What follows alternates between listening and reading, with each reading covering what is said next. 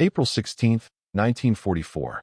Somewhere over the skies of Germany, at 32,000 feet, Lieutenant James Jimmy Wilson of the 352nd Fighter Group watched his breath fog up in the frigid cockpit of his P-51D Mustang. The temperature outside had plummeted to negative 40 degrees as he escorted a formation of B-17s toward their target deep inside the Reich. What Jimmy didn't know was that within the next 20 minutes, his aircraft, powered by a fuel so advanced the Germans believed it couldn't possibly exist, would shatter everything the Luftwaffe pilots had been taught about American fighters. Before we dive into this story, drop a quick hi in the comments and tell me where you're watching from. It really helps support the channel. This is the untold story of how a secret American fuel formula and innovative chemical engineering transformed ordinary fighters into supercharged predators, and how the men who flew them discovered that chemical engineering, not just courage, would determine who ruled the skies over Europe. The morning had started like most others at the 352ND's base at Bodney, England. Jimmy had awakened at 0430 hours, joined his squadron mates for a hearty breakfast of powdered eggs and bacon, then headed to the briefing room, where Colonel Joseph Mason laid out the day's mission. The target, an aircraft engine manufacturing plant near Dresden. Intelligence reports indicated heavy Luftwaffe presence in the sector, primarily Me-109GS and the newer, more nimble FW-190D9S. "Gentlemen," Colonel Mason said, his voice grave as he traced the route on the large map. "Today we're flying deeper than usual. The bombers need to hit this factory, and we need to keep the Luftwaffe off their backs." He paused, looking around the room at the assembled pilots. "There's one more thing. Your aircraft have been serviced with a new fuel. It's classified. All you need to know is that operations has increased your rated ceiling by 3,000 feet and your maximum speed by nearly 30 miles per hour." A murmur rippled through the room. Staff Sergeant Thomas O'Brien, the squadron's chief mechanic, stepped forward. "Your engines have been slightly modified to handle this fuel. It's got an octane rating we've never used operationally before. Don't over-rev on takeoff, and follow your regular power settings until you hit 25,000 feet. After that," he smiled, "well, you'll see." What the pilots didn't know, what almost nobody outside a select group of petroleum engineers and high-ranking Army Air Force officers knew, was that they were about to fly combat missions with 150-octane aviation fuel, a formulation so advanced that German intelligence had deemed it theoretically impossible. 800 miles away in Berlin, Oberstleutnant Werner Schroeder of the Luftwaffe Technical Division was reviewing the latest intelligence reports with growing concern. For months now, American fighters had been appearing where they shouldn't be, flying higher, faster, and farther than their specifications allowed. Some Luftwaffe pilots had reported P-51s outclimbing Me-109s in combat, a scenario that violated everything German engineers understood about American engine capabilities. "These reports cannot be correct," Schroeder insisted to his aide, Hauptmann Kurt Muller. "The Rolls-Royce Merlin engine in the P-51 is limited by its compression ratio. Their fuel simply cannot support performance at these altitudes." "The pilots are adamant," Herr Oberstleutnant, Muller replied. 3 separate Jagdgeschwader have reported the same phenomenon. American fighters are operating 3,000 to 4,000 meters higher than 6 months ago. Schroeder shook his head. "Our intelligence indicates American fuel production is standardized at 100 octane. Even with additives, they cannot exceed 130 octane in quantity. To achieve what these reports suggest would require at least 150 octane fuel, which is," he struggled to find the words, "industrially impossible at the scales required." What Schroeder couldn't know, was that in late 1943, a team of chemical engineers at Standard Oil's research facility in Baton Rouge, Louisiana had achieved precisely that impossible breakthrough. The story of that breakthrough began 2 years earlier with a chemist named Dr. Elmer Peterson and an obsession with molecular structures. In the summer of 1941, while most Americans were still watching the war from the sidelines, Peterson had been experimenting with novel catalysts for alkylation, a process critical to producing high-octane aviation fuels. Working with a small team, Peterson had discovered that a specific combination of sulfuric acid concentration and temperature could dramatically increase the yield of trimethylpentane, the compound responsible for aviation fuel's anti-knock properties. This could change everything. Peterson had told his supervisor, Dr. Richard Benson, showing him the test results. If we can scale this process, we could push aviation fuel well beyond the current 100-octane standard. The laboratory that day was quiet except for the soft bubbling of experimental apparatus and the occasional hiss of a Bunsen burner. Peterson's hands trembled slightly with excitement as he spread out the chromatography results across the workbench. Benson studied the papers through his wire-rimmed spectacles, his bushy eyebrows rising higher with each page he examined. A veteran of the petroleum industry for 25 years, he had seen many promising experiments that failed to translate to production scale. But these results were different. The molecular stability at high temperatures, the anti-knock properties, the energy density, all far beyond anything their competitors had achieved. "You verified these numbers?" Benson asked, tapping the performance graphs with a pencil. Peterson nodded. 3 separate runs, all with identical results. "We're seeing consistent anti-knock values equivalent to a theoretical octane rating of 145 to 155. Benson whistled softly. "And the thermal stability at high cylinder temperatures?" "That's the real breakthrough," Peterson replied, flipping to another page. "The new catalytic process creates a molecular structure that resists breakdown even under extreme compression and temperature conditions. We're seeing stable performance at temperatures that would cause conventional aviation fuels to detonate prematurely."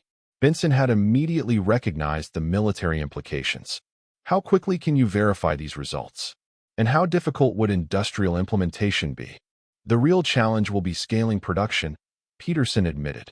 "The catalysts are expensive, and the process requires precise temperature control throughout. But with proper investment—" He paused, calculating in his head. "We could have a pilot plant operational within 6 months, full production within a year." Benson's eyes narrowed as he considered the global situation. With the war in Europe intensifying and our own potential involvement looking increasingly likely, this could be the most significant contribution we make to national defense. By December 1941, with America suddenly thrust into the war following Pearl Harbor, Peterson's experimental process had gained the attention of the War Production Board. By March 1942, the first pilot plant was in operation, and by late 1943, full-scale production of 150-octane fuel had begun at multiple refineries across America, operating under the highest security classifications. Back in the skies over Germany, Lieutenant Wilson was about to discover what this chemical breakthrough meant in combat. As the bomber formation approached Dresden, German radar operators had already detected the incoming raid. Luftwaffe Major Heinrich Weber, commanding a group of 24 FW-190s, received the scramble order. Achtung! Allied bomber formation approaching Sector 3, estimated 40 B-17s with fighter escort. Altitude 9,000 meters. Intercept immediately. Weber, a veteran with 78 aerial victories, quickly led his fighters to climbing altitude.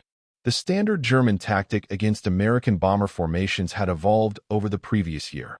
Climb above the escort fighters' maximum ceiling, then dive through them to attack the bombers. The P-51s, while dangerous below 30,000 feet, had always struggled at extreme altitudes where the FW-190DS and high-altitude Me-109G variants could operate with relative impunity. "We will climb to 11,000 meters," Weber instructed his pilots. "The American escorts cannot follow us there. We will then attack the bombers from above." At 32,500 feet, Jimmy Wilson noticed his oxygen system struggling to keep up with his breathing requirements in the thin air. His eyes scanned the horizon, methodically searching for the telltale dots that would signal incoming Luftwaffe interceptors. Beside him, Captain Robert "Dutch" Henderson maintained formation, occasionally tapping his canopy and pointing to check different sectors. "Blue leader to blue flight," Jimmy's radio crackled. "Bandits, 2 o'clock high. Count at least 20 plus. They're climbing to get above us." Jimmy felt a familiar tightening in his stomach, the pre-combat tension every fighter pilot knew intimately. He reached forward to check his gun switches one last time, ensuring all 6.50 caliber machine guns were armed and ready. The frigid air in the cockpit made his fingers stiff despite the leather gloves. "Copy that, Blue Leader," Jimmy replied, his breath forming small clouds inside his oxygen mask. "I have visual." Jimmy looked up and right, spotting the German fighters about 2,000 feet higher, beginning to position for a diving attack. Normally, this would be a moment of concern. The P-51s typically couldn't match the German fighters' performance at these extreme altitudes.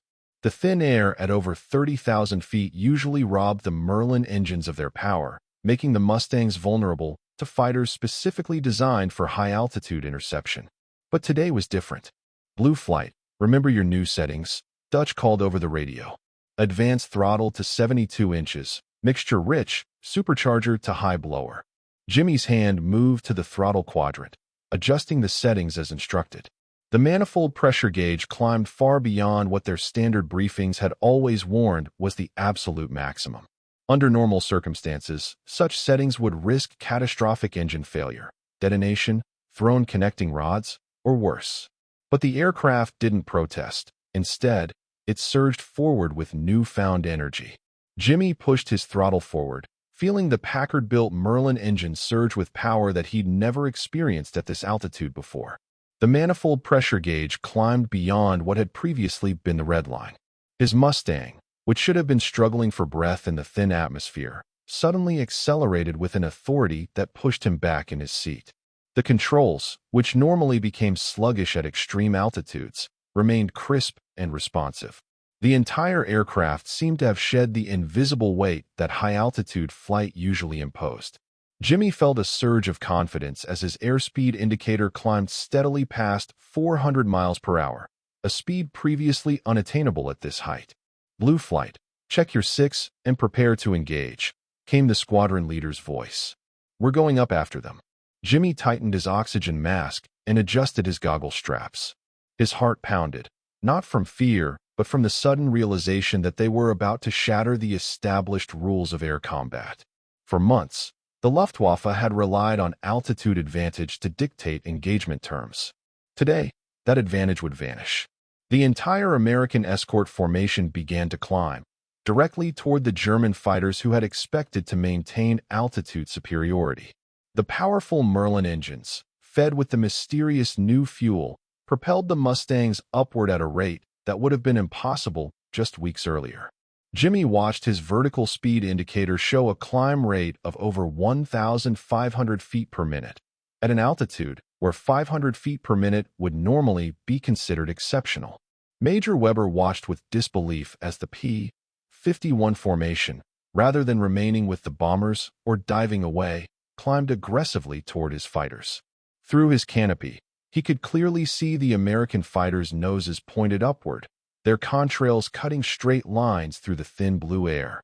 In all his combat experience, he had never witnessed Allied fighters perform like this above 10,000 meters.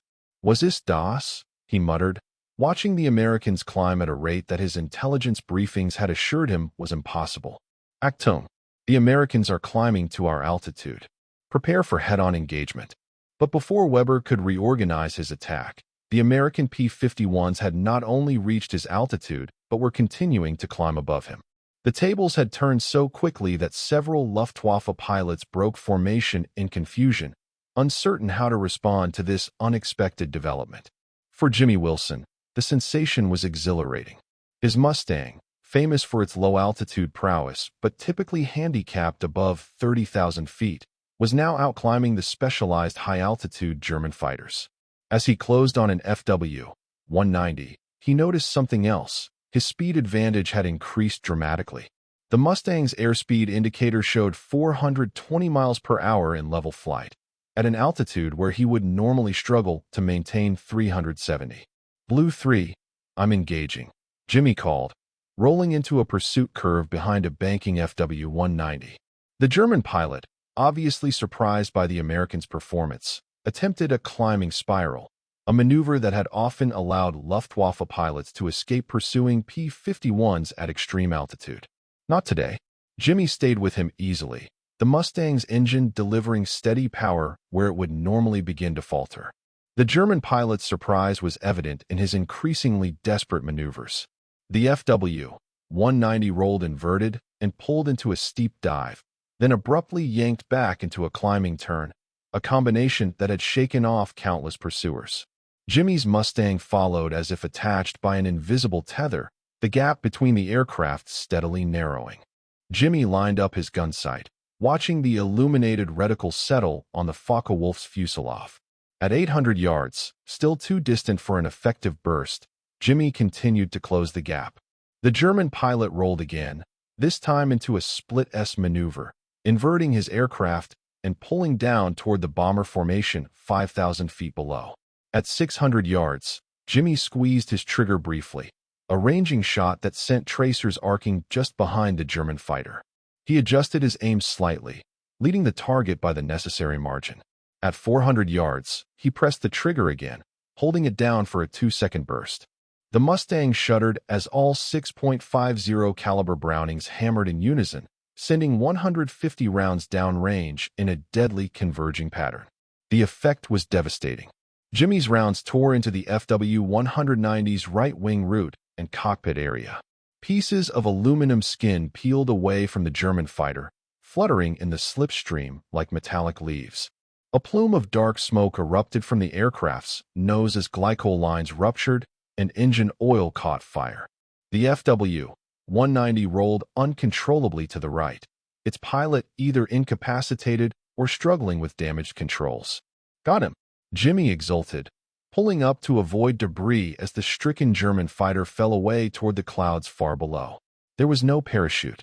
3,000 miles away, at Wright Field in Dayton, Ohio, Major General Benjamin Williams was reviewing the latest test results from the Army Air Force's Fuel Research Program.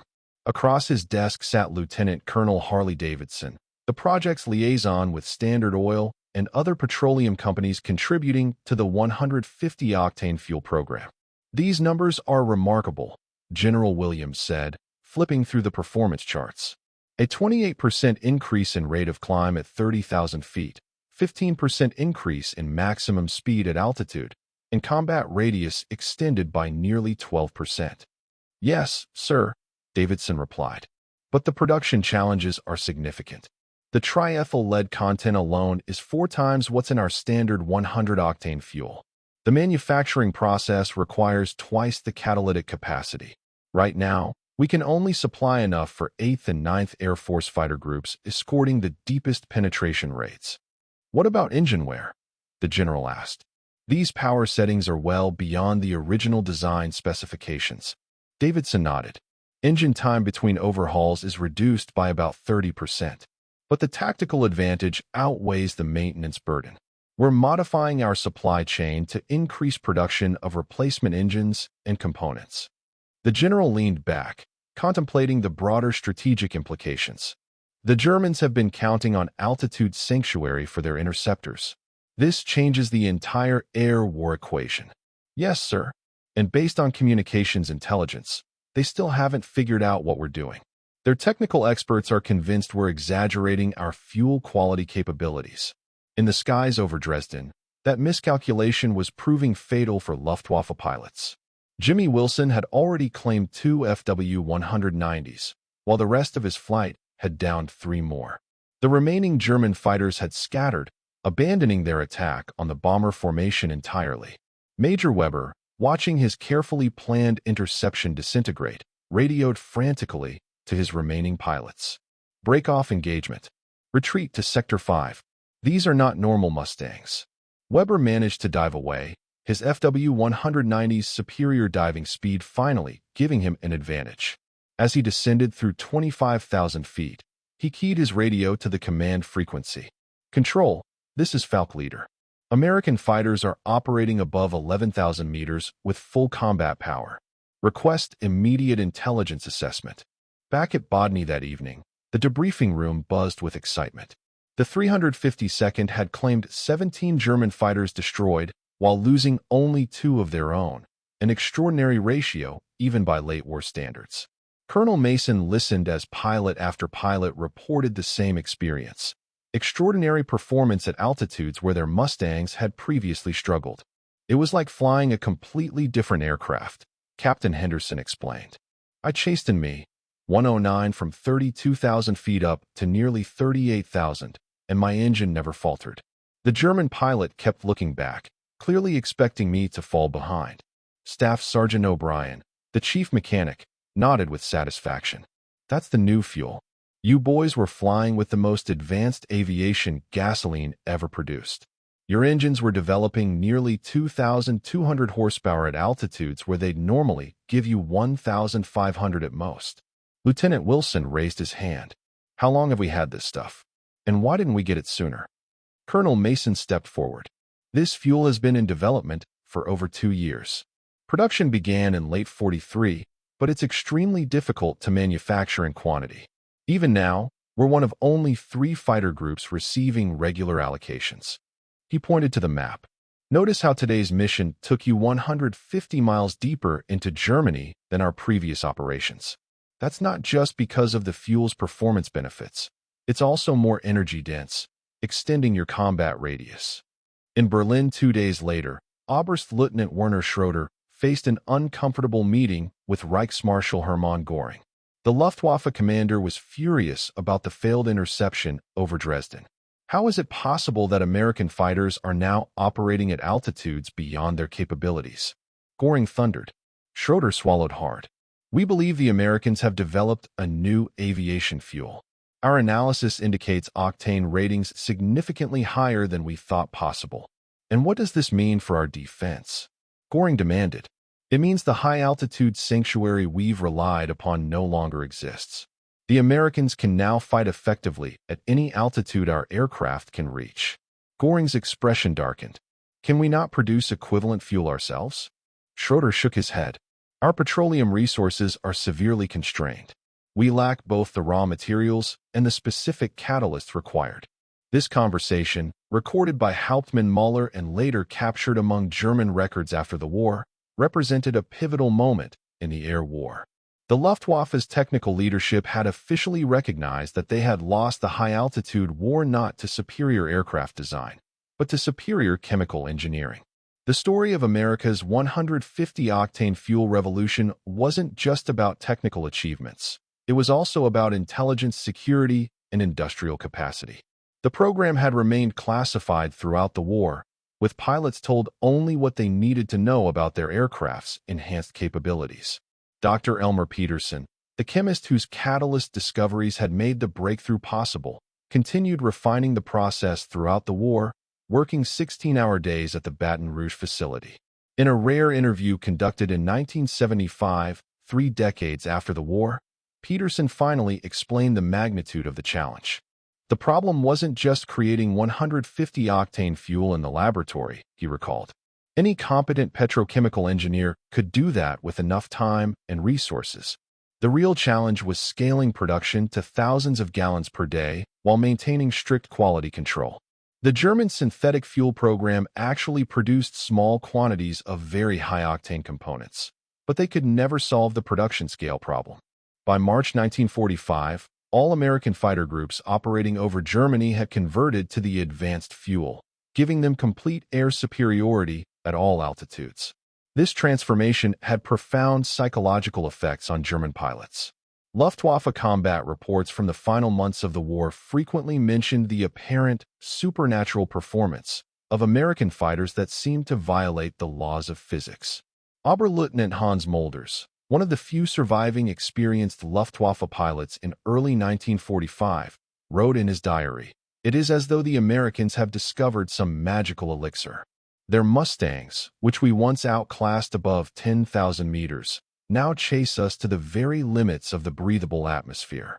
My squadron commander insists their pilots must be receiving some drug or special oxygen system, as he refuses to believe their engines can perform this way. But I have seen it myself. They are simply faster and more powerful at all altitudes now." For Lieutenant Jimmy Wilson, the remaining months of the war were marked by increasingly one-sided engagements.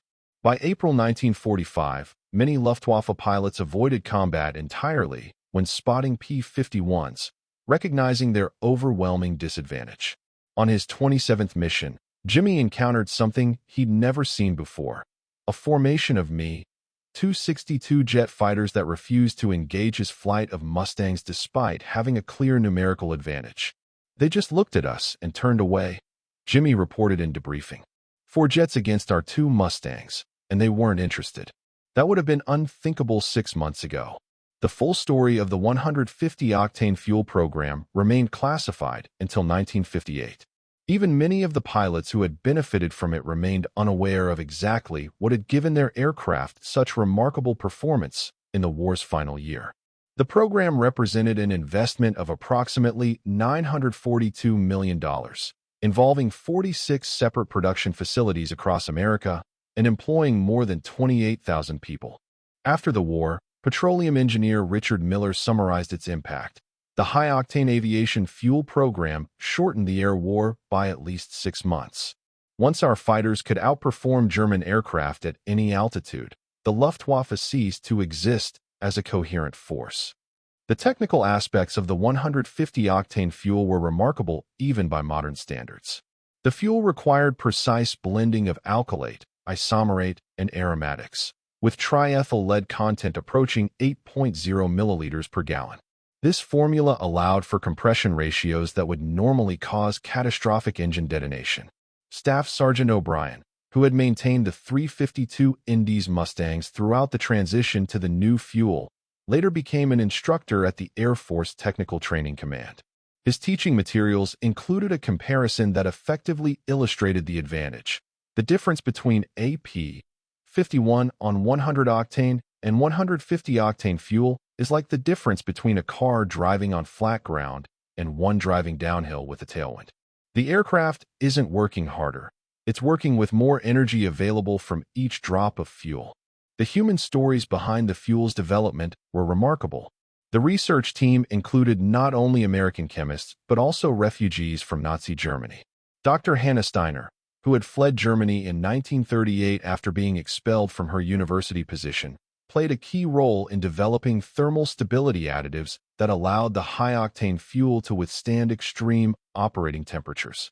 I considered it my personal contribution to defeating Hitler, Steiner later wrote. Each percentage point of performance we extracted from those engines represented American boys who would come home alive. For Jimmy Wilson, the war ended with 7 confirmed aerial victories and a distinguished Flying Cross. He returned to his hometown of Clarksville, Tennessee, where he spoke to school groups about his experiences. Yet he never fully understood the chemistry that had given his Mustang such extraordinary capabilities in those final months. All I knew was that my plane suddenly became the king of the sky, he told a reporter in 1972. We went from being roughly equal to the German fighters to clearly superior almost overnight. It wasn't until decades later that I learned the real secret was in the fuel tanks. The legacy of the 150-octane fuel program extended beyond the war. The chemical processes developed for military aviation fuel directly influenced post-war automotive gasoline development. The catalytic cracking and alkylation technologies refined during the program became fundamental to the post-war petroleum industry, enabling the high-compression, high-performance engines of the 1950s. Major General Williams, who had overseen the military side of the program, perhaps summarized its significance best in a classified 1945 report to the Army Air Force Command. The high-octane fuel program represents one of the most significant technological achievements of the war, comparable in its impact to radar or proximity fuses. It transformed air combat in a way that the enemy could neither counter nor fully comprehend. While our aircraft designs received public acclaim, it was American chemistry that truly conquered the skies over Europe. By May 1945, as Germany surrendered unconditionally to the Allied forces, Luftwaffe technical experts finally conducted a comprehensive and detailed analysis of captured American fuel supplies. Hauptmann Kurt Muller, who had assisted Oberstleutnant Schroeder throughout the investigation of American fighter performance, documented the reaction when the test results were presented. The laboratory confirmation of 150-octane rating was met with disbelief, he wrote. Oberstleutnant Schroeder checked the equipment calibration 3 times before accepting the results. When he finally did, he simply sat down and said, "No wonder we lost the air war. We were trying to fight chemistry with bravery and technical skill, and that is a battle that cannot be won under any circumstances.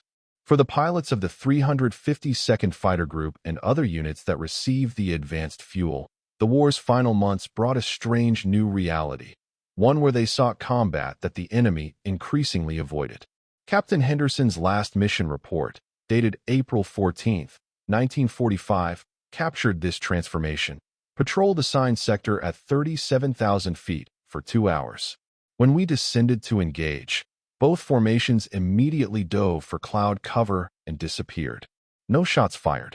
The 150-octane fuel story remains one of the most significant yet under-recognized technological achievements of World War II.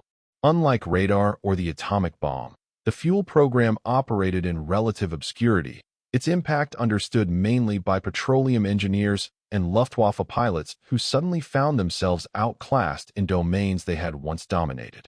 For Dr. Elmer Peterson, recognition came late. In 1962, for years after the program was declassified, he received the Presidential Medal of Freedom for his contributions. The citation noted that his work had saved countless American lives by establishing air superiority through chemical engineering rather than costly aerial battles of attrition. Peterson, characteristically modest, later told his son, "I was just a dedicated chemist doing my job. The real heroes were the young men flying those planes. All I did was give them a better tool." Those tools, the P-51 Mustangs fueled with 150-octane gasoline, became the undisputed masters of the European skies. In the war's final month, the kill ratio for American fighters reached an astonishing 11-1, with Luftwaffe losses increasingly coming from pilots attempting to escape rather than engage in combat. And that concludes our story. If you made it this far, please share your thoughts in the comments. What part of this historical account surprised you most? Don't forget to subscribe for more untold stories from World War II, and check out the video on screen for another incredible tale from history. Until next time.